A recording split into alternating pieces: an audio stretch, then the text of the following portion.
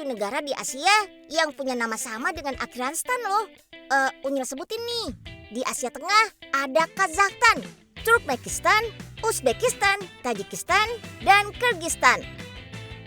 Sedangkan di Asia Selatan ada Afghanistan dan Pakistan. Nah, kalau dilihat dari peta, ketujuhnya berdekatan kan?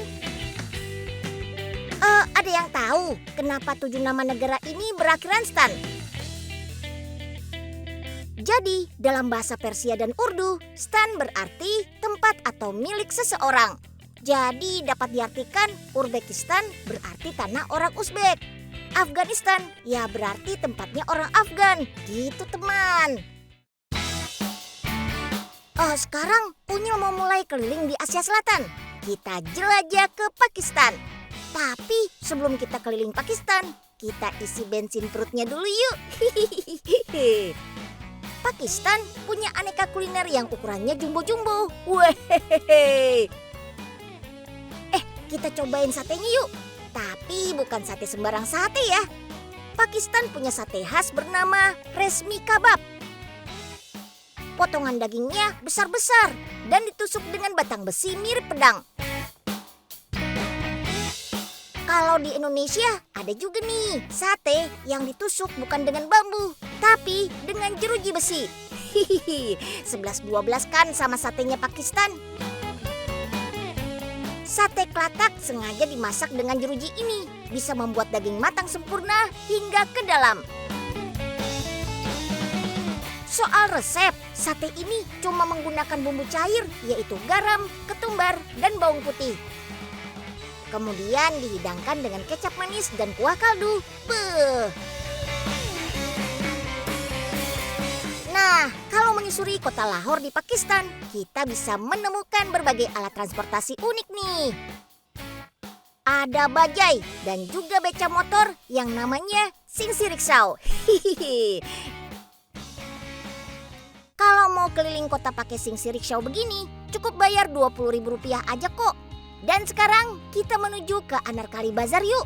Wih, ada jajanan tuh. Wah, ternyata gorengan teman, kayak di Indonesia. Tapi ini bukan bakwan, ubi, atau pisang ya yang digoreng, melainkan cabe. Masyarakat di sini rupanya lebih terbiasa makan dengan rasa pedas. Makanya kuliner gorengan cabe goreng begini jadi umum di sini.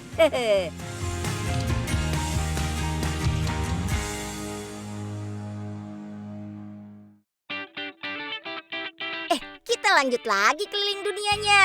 Berikutnya kita ke Kazakhstan. Negara terluas di Asia Tengah dan juga jadi negara nomor 9 terluas di dunia. Wah, kalau melihat ibu kotanya Astana, kita bisa melihat aneka gedung dan bangunan modern yang unik. Ya, Astana digadang-gadang menjadi kota futuristik yang mau mengalahkan Dubai. Salah satu yang terkenal adalah Menara Baiterek. Astana juga punya masjid terbesar di Asia Tengah, yaitu Masjid Sultan Hazret. Kalau beruntung, kita juga bisa menyaksikan Astana dari ketinggian. Tapi dengan naik balon udara. Beuh, mantap!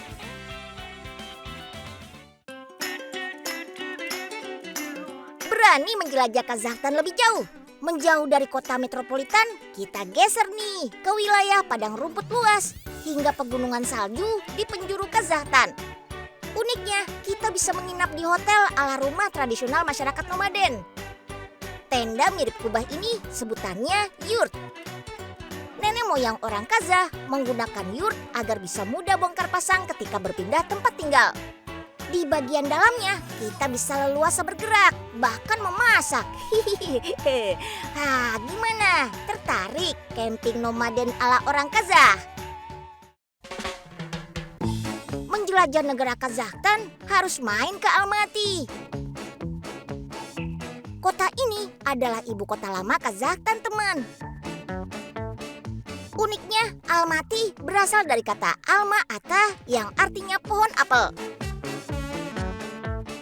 Makanya di sini kita bisa melihat banyak panen apel merah yang segar kayak gini nih.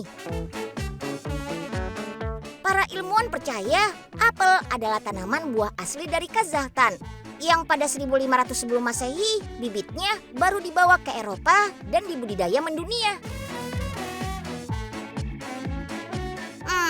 Unyil jadi ingat apel dari Batu Malang nih.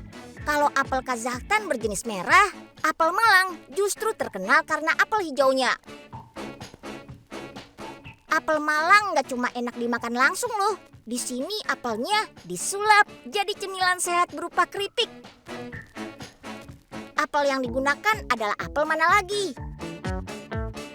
Pertama, kupas dulu kulitnya ya. Lalu iris tipis. Kemudian dimasak dengan cara di vacuum frying selama 3 jam. Benar-benar renyah, tapi sehat karena bebas minyak.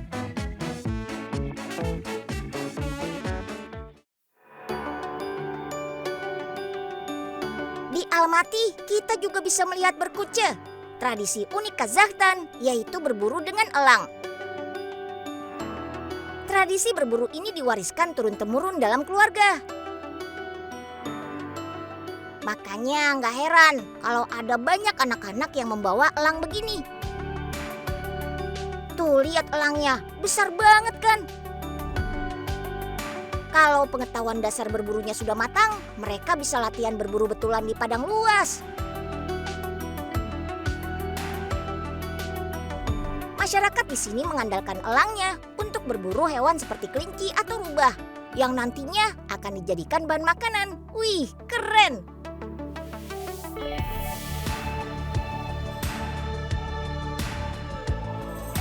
Setelah berpisah dengan Uni Soviet, masyarakat Kazakhstan semakin semangat untuk memperkenalkan tradisi budaya mereka. Aneka perayaan seperti pagelaran budaya atau festival apel bisa kita nikmati juga saat musimnya pas.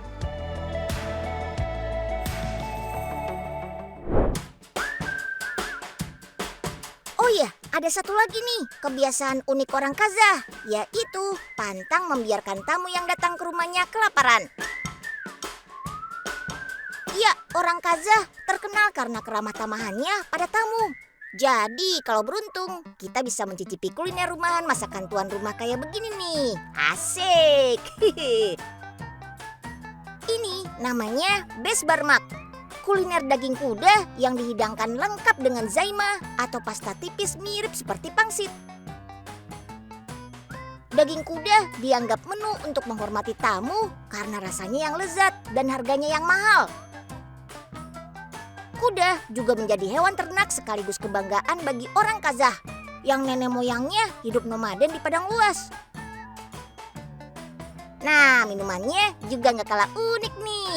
Namanya aja kumis. Tapi bukan kumis yang itu ya. Ini adalah susu fermentasi juga dari kuda. Kuliner ini sangat digemari masyarakat lokal karena bisa menghangatkan tubuh di iklim yang dingin bersalju.